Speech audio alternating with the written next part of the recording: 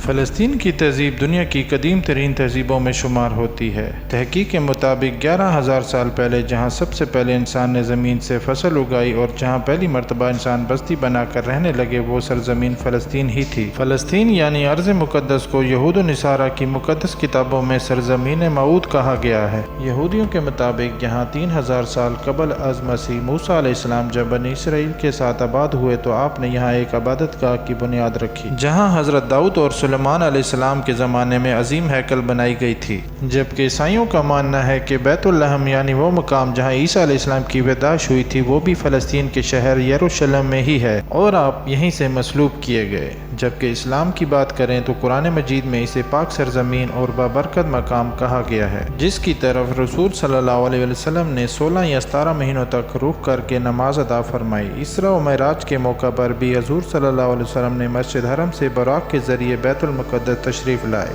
اور تمام نبیوں کی امامت فرمائی، لہٰذا بیت المقدس کو مسجد حرم اور مسجد نبوی کے بعد تیسرا حرم قرار دیا گیا ہے۔ سال 638 عیسوی میں خلیفہ ثانی حضرت عمر بن خطاب کی قیادت میں فلسطین کو فتح کیا گیا، جہاں اس وقت روم کے عیسائیوں کی حکومت تھی۔ حضرت عمر جب یروشلم میں فتح کی حیثیت سے داخل ہوئے تو سب سے پہلے اس چٹان کے قریب ایک مسجد بنانے کا حکم دیا، جہاں نبی صلی اللہ علیہ وسلم سفر معراج پر تشریف لے گئے تھے، اور اس مسجد کو ہم آج مسجد اقصیٰ کے نام سے جانتے ہیں۔ اموی دور حکومت میں عبد المالک بن مروان نے حرم شریف کے احاطے میں ہی خطبۃ الزہرہ کی تعمیر کی، جسے اقصیٰ کے قریب ہی بنایا گیا تھا اور جو آج بھی دنیا کی خوبصورت ترین عمارتوں میں شمار ہوتا ہے۔ تقریباً 500 سالوں تک ارض فلسطین مسلمانوں کے اختیار میں ہی رہا، جہاں بربر اور عرب مسلمان آ کر آباد ہوئے اور اس زمین پر اسلام اور عربی ثقافت کا ایک گہرا اثر چھوڑا۔ لیکن سال 1099 عیسوی میں پہلی صلیبی جنگ کے نتیجے میں فلسطین اور شہر یروشلم میں صلیبیوں کا قبضہ ہو گیا، لیکن بہت ہی جلد اللہ نے ایک بہادر پیدا کیا جس نے صرف 100 سالوں کے اندر صلیبی قوتوں سے ٹکرا کر بیت المقدس کو آزاد کروایا، اور جسے آج دنیا صلاح الدین ایوبی کے نام سے جانتی ہے۔ اگلے 700 سالوں تک بیت المقدس مسلمانوں کے اختیار میں ہی رہی، جس پر مملوکوں اور پھر عثمانی ترکوں نے حکومت کی۔ جیسے جیسے خلافت عثمانیہ کمزور پڑنے لگی، یہودیوں نے فلسطین پر قبضہ اور مسجد اقصیٰ کی جگہ تیسرا ہیکل بنانے کے لیے پوری قوت لگا دی۔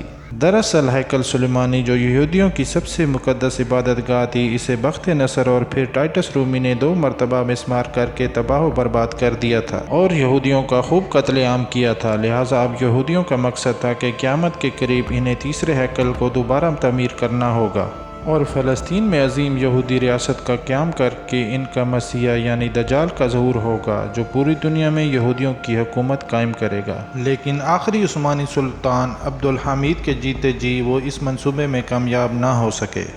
دراصل یہودی قوم سلیمان علیہ السلام کے بعد در بدر مختلف ملکوں میں پھرتے رہے اور 2000 سالوں سے ان کا کوئی اپنا ملک یا ریاست نہیں تھا۔ لہٰذا 19ویں صدی میں صہیونی تحریک کا آغاز ہوا، جس کا مقصد یہ تھا کہ دنیا بھر سے پھیلے یہودیوں کو فلسطین کی طرف بلایا جائے اور یہاں ایک یہودی ریاست قائم کی جائے تاکہ یہاں ہیکل کے دوبارہ تعمیر ہو اور یہودیوں کو ان کا حق ملے۔ چنانچہ پہلی عالمی جنگ کے بعد جب سلطنت عثمانیہ کا خاتمہ ہوا تو فلسطین پر برطانیہ کا قبضہ ہو گیا، لہٰذا یورپی ممالک نے صہیونی تحریک کی حمایت کر دی اور دنیا بھر کے یہودی فلسطین آ کر آباد ہونے لگے، جس کا نتیجہ یہ ہوا کہ یہودیوں اور وہاں موجود عربوں میں تنازعات بڑھنے لگے۔ لہٰذا ایسی صورت میں UN نے فلسطین کا کنٹرول سنبھال لیا۔ یونائٹڈ نیشن نے فلسطین کو 2 علیحدہ ملکوں میں یعنی عرب فلسطین اور یہودی اسرائیل میں تقسیم کرنے کا منصوبہ پیش کیا، جبکہ یروشلم کو یونائٹڈ نیشن نے اپنے کنٹرول میں ہی رکھا، جہاں 3 بڑے مذاہب کے عبادت گاہ اور مقدس مقامات تھے۔ آخر کار 14 مئی اس سال 1948 کو اسرائیل وجود میں آیا، لیکن ارد گرد کے عرب ممالک نے اسرائیل کو تسلیم کرنے سے انکار کر دیا۔ چنانچہ عرب اسرائیل جنگ کا آغاز ہوا۔ حیرانی کی بات تھی کہ اتنے سارے عرب ممالک کو ہتھیاروں سے لیس فوج کو اکیلے اسرائیل نے شکست دے دی اور ایک ایک کر کے تمام عرب ممالک نے ہتھیار ڈال دیے۔ اب اسرائیل نے یونائٹڈ نیشن کی پارٹیشن پلان کے برخلاف ان علاقوں میں بھی قبضہ کر لیا جو فلسطین کا حصہ تھا۔ نتیجہ 7 لاکھ فلسطینی مسلمان بے گھر ہو گئے۔ اس دن کو النکبہ یعنی تباہی کے دن سے یاد کیا جاتا ہے۔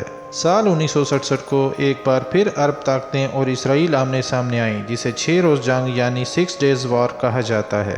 اس جنگ میں یہودیوں کو زبردست فتح حاصل ہوئی، لہٰذا اب فلسطین مسلمان صرف ویسٹ بینک اور غزہ میں سمٹ کر رہ گئے۔ یہودیوں کی سازشیں یہیں ختم نہیں ہوئیں، بلکہ اس کے بعد بھی فلسطین کے علاقے پر اسرائیل قبضہ کرتا چلا گیا، جس کے رد عمل میں کئی تحریکی آرگنائزیشن اسرائیل سے لڑنے کے لیے سامنے آئی، جس کا نتیجہ یہ ہوا کہ پچھلے 20 سالوں میں بے شمار خون ریزی جھڑپیں، زمینی اور فضائی حملے اور قتل و غارت کا سلسلہ شروع ہوا، جو آج تک جاری ہے۔ مقبوضہ فلسطین کی زمین آج مسلمانوں کے خون سے لال ہو چکی ہے، معصوم جانیں روز ضائع ہوتی ہیں، فلسطینی خواتین، بزرگ اور بچوں کا بھی کوئی لحاظ نہیں کیا جاتا۔ دوسری جانب عالم اسلام نے اس تمام صورتحال کا باعث شدید بے چینی اور مایوسی کی کیفیت پائی جاتی ہے۔ آج پوری دنیا کے مسلمانوں کا دل فلسطین کے مسلمانوں کے ساتھ دھڑکتا ہے، اور فلسطینیوں کا درد امت مسلمہ کا درد ہے۔ بطور امت محمدیہ ہمارا فریضہ ہے کہ ہم فلسطین میں بسنے والے مسلمانوں کے حالات سے باخبر رہیں، اپنے دل میں ان کے لیے درد رکھیں، جس حد تک ممکن ہو ان کی مدد کریں، ان کی اخلاقی حمایت جاری رکھیں اور ان کے لیے دعا گو رہیں۔